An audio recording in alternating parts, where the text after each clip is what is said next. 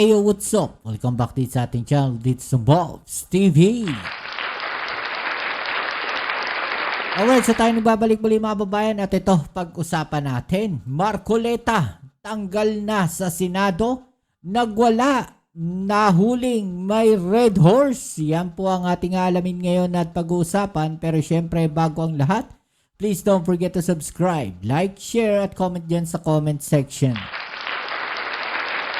At syempre shoutouts tayo sa mga followers natin dyan. Maraming salamat sa inyong suporta. At palagi nating hiling 1 view, 1 like po sana sa ating video. Alright, so ito pag-usapan natin mga babayan. Balik tayo dito sa ating topic, no? At ito pong si Marcoleta mga babayan, no, ay halos magwala po sa Senado mga babayan.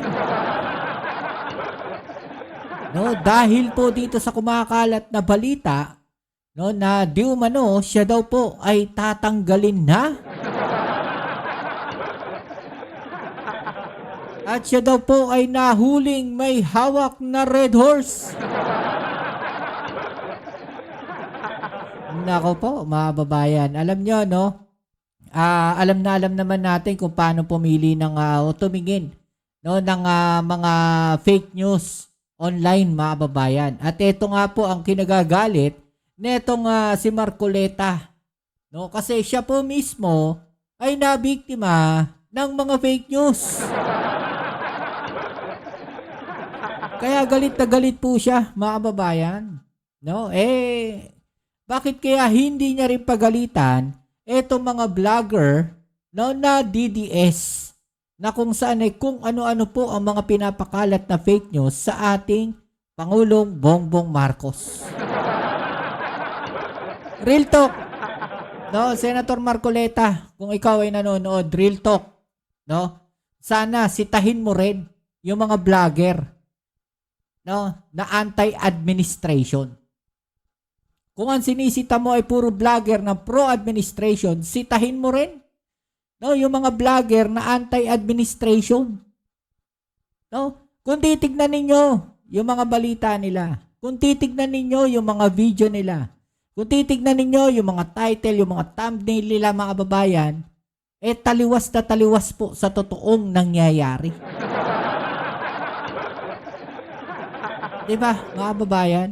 Kaya wag niyong pag-initan yung mga pro-administration vlogger, yung mga content creator na pro-administration. Wag lang yun ang sitahin ninyo. Sitahin ninyo lahat. Pati yung mga DDS vlogger na yan.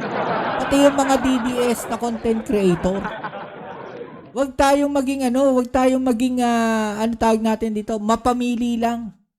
No? Porket hindi ayon sa inyo, yun ang babanatan ninyo.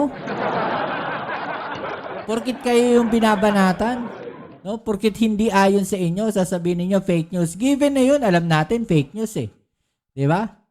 Alam natin fake news, kaya nga dito sa mga channel natin, na mga especially sa mga pro-administration, no, isa na kagaya ko, hinihimay natin 'yan. Alam natin, no, pinag-uusapan natin, hindi natin pinaninindigan kapag fake news.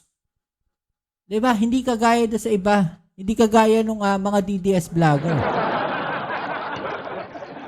Hindi kagaya ng mga DDS, no, na mga content creator. Panindigan sa fake news yan. O ito, panoorin natin itong balita mga babayan, na kung saan nilang gagalaiti po. No, itong si Marcoleta, favorite na favorite siyang gawa ng fake news. O ito yung balita mga babayan, no, panoorin natin. Target ipatawag ng Senado ang social media giant na Meta dahil sa paglaganap ng fake news sa internet. Wow.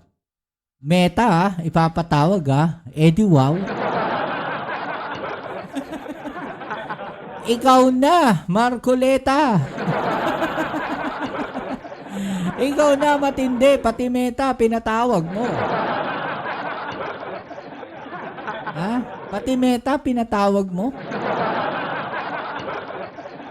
Bukod kasi sa fact-checking platforms, responsable rin daw ito sa mga online content. Narito ang agenda report ni Hannah T. Alam nyo, no, ito lang masasabi ko dyan ay Marcoleta. No, hindi ho gagawin ng Meta yan. no?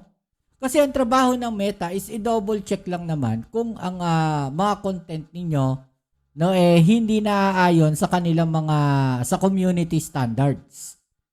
'Di ba? May mga ganun pero pag sinabi ninyong fake news, hindi naman lahat 'yan ma-check ni Meta. Malay ba ni Meta kung fake news 'yan o hindi? 'Di ba? Malay ni Meta kung fake news 'yan o hindi.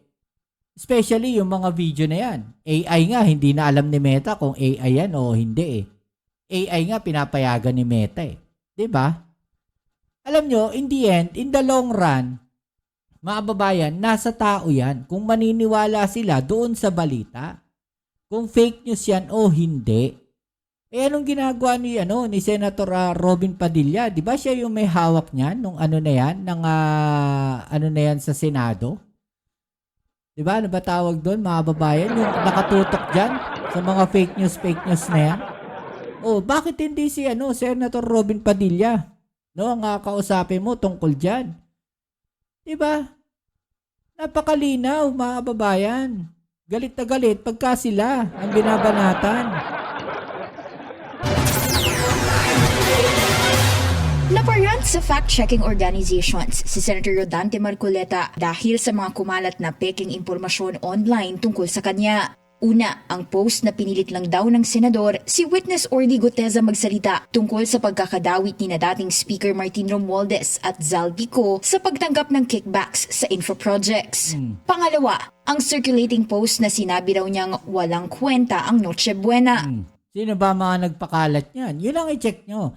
Kung may mga tao naman pala kayo na nagsasagawa ng mga fact-checking, 'di ba? Bakit hindi kayo mismo yung magpa-takedown ng mga 'yan?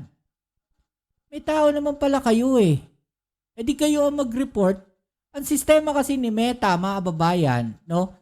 Kung meron nag-report, tsaka niya i-check 'yan. Sa milyong-milyong posts, mga kababayan, sa milyon-milyong video na ipinopost, no, ina-upload araw-araw, minuto, 'di ba? Kada segundo sa buong mundo. Sa tingin nyo kaya ni Meta 'yan? Mga kababayan?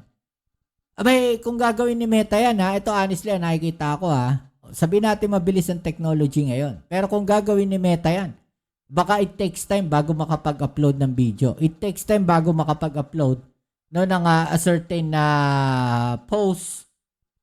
'Di ba? Ganun kasimple. Ngayon, ang ginagawa kasi ni Meta, pag may nag-report, then, tsaka nila i-take down yan. Tsaka nila i-check ng maigi. Diba? Ganun yung nakikita kong ginagawa ni Meta. Kahit sa YouTube, ganun din. Diba? Misama si stricto pa sa YouTube Dahil kung isang salita lang, mga kababayan, na talagang namang yun ang ginamit mo at hindi umakma. No, sa kanilang community standards, mga kababayan, hindi mo may upload yung video mo. No? Or hindi ka kikita doon sa video na yon. Diba? Ganun kasimple. Diba? Yung mga monetized yan. Ikatlo, ang larawang ito na nagpapakitang tila inaabutan daw siya ni dating Pangulong Rodrigo Duterte ng alak sa kabila May red horse, mga babayan. ng pagiging INC member niya. At pang-apat, ang pag-kick out daw sa kanya sa Senado. Kumontak Ito kasi maraming gumagamit nito, mga babayan. Yung mga salitang ganyan. Ano ba nakasulat dyan? Yari na, Marcoleta, nabigla sa mabigat hatol sa kanya. Tanggal na sa Senado. Diba? Alam nyo, mga kababayan, sa mga content creator na yan, may payo ako sa inyo. Tignan nyo maigi yung mga thumbnail ninyo. Huwag masyadong direct. No, pag dinirect ninyo, doon na lalabas, no, na fake news 'yan. 'Di ba? Hindi kasi kami kagaya ninyo ng mga DDS content creator, yung mga DDS vlogger na 'yan. Kami kasi nagdo-double checking yung mga pro-administration vlogger. Yung mga BBM vlogger, nagdo-double check kami. No, chine-check namin lahat. 'Di ba? Totoo ba 'to? Nagre-research kami na sarili namin. Ewan ko doon sa mga DDS vlogger. Diba? Yun yung mga rally anong pinapalabas nila? Na sila marami? Diba? Karamihan doon, mga DDS vlogger. Sino nang lalaso ng isip? Sino yung mga nagpapalabas ng mga fake news? Di ba karamihan mga DDS? Oh, Kumontak daw siya sa Verifiles para ma-take down ng mga ito, pero hindi daw siya pinansin. Kaya't ang team niya na ang nag-effort para ma-track ang may pasimuno ng posts. eh yun naman pala, may sariling team ka eh. Bakit di mo gawin? Di ba? Alam naman po ninyong completely fake po lahat ito eh. Bakit kinakailangan kami po ang gagawa ng paraan? Magsikap kami sa Tama si sarili. Robin, no? Hinaharang niya rin. Ha, mga babayan, ha? Tignan niyo yung ginawa ni Robin dito, ha? Hinarang niya yung tila may magsasalita. Hindi natin alam, hindi na nakita sa video, eh. Pero ito, tignan niyo, ha? Yung naging muestra ni Robin Padilla dito, mga babayan. Ang team niya na ang nag-effort para ma-track ang may pasimuno ng posts. Alam naman po ninyong completely fake po lahat ito eh. Diba? May pinahinto siya, mga babayan, ha? Siguro may magtatanong. Bakit kinakailangan kami po ang gagawa ng paraan? Magsikap kami sa sarili namin para ma-take down lang ito. Tila hindi raw importante sa Verifiles ang nasabing posts. Pero giit ng organisasyon, trabaho lang nilang mag-classify ng posts bilang false, fake o misleading. Dapat daw, bawat isa sa publiko ay sinusuri ang lahat ng posts online bago Tama. ito i-share. Nasa tao talaga yan. Nasa content creator talaga yan. Nasa gumagawa talaga yan. Kung ang intensyon niya is magpakalat ng fake news, mga babayan, di ba kahit hindi totoo, yun talaga ang gagawin niya. Di ba? Yun talaga ang palalabasin niya kasi yun ang intensyon niya eh. Yun ang gusto niyang palabasin. Di ba? Trabaho kasi yan dapat talaga ng bawat gumagamit ng social media. Hindi ko na ngayon lang, Mr. Eto nakita niyo yung ginawa ni Marcoleta? May nagsasalita. Tapos siningitan na naman niya. Ganyan kabastos kasi talaga yan eh. Hindi, honestly, mga babae, ako nababastusan ako, no, sa tao na habang may nagsasalita o nagpapaliwanag, singit ng singit. Nababastusan ako sa ganong klaseng tao. Kaya ang sinasabi ko, etong si Marcoleta, yung style niya na ganyan, parang nababastusan ako sa kanya. Okay? Kasi bastos ang dating sa akin nung ganun eh. Yun may nagsasalita, may nagpapaliwanag, pero ikaw, singit ka ng singit, no, daldal ka rin ng daldal habang may nagpapaliwanag, ganyan na ganyan ang ginagawa netong si Marcoleta. 'Di ba ang bastos? Mga babayan. Senador. Pero ganun siya magsalita. Ganun yung asal niya. Ganun yung ugali niya. No, honestly, mga babayan, ito generic lang, no? Tanggalin natin yung pangalan ni Marcoleta doon sa pinag-uusapan natin. No? Kung meron nagsasalita diyan, meron nagpapaliwanag, tama ba nasisingitan mo yung pagpapaliwanag niya? Tama ba nahaharangin mo o sasabayan mo yung pagpapaliwanag niya? 'Di ba? Bakit hindi mo muna pakinggan yung mga sasabihin niya bago ka magsalita uli? Generic 'yan sa lahat, pangkalahatan. Tanggalin natin yung pangalan ni Marcoleta doon sa pinag-uusapan natin. 'Di ba? Pero kung ang ginagawa mo, habang may nagsasalita, nagpapaliwanag, sumisingit ka na sumisingit, no? Para sa akin, bastos po ang ugali ng ganun tao. Okay? So, tuloy natin to. Hindi ko na ngayon lang, Mr. Chair, hindi ko na kailangan i-fact-check ito. Alam kong mali ito eh. So Diba? tama, sorry. At tinatanong ko po kayo eh. Diba? Bakit hindi niya muna pagsalitain? Ba't hindi niya muna patapusin magpaliwanag bago siya magsalita? Bakit hindi yan inawat ni Robin Padilla? Si Marcoleta. Teka lang, mamaya ka na magsalita, may nagpapaliwanag pa.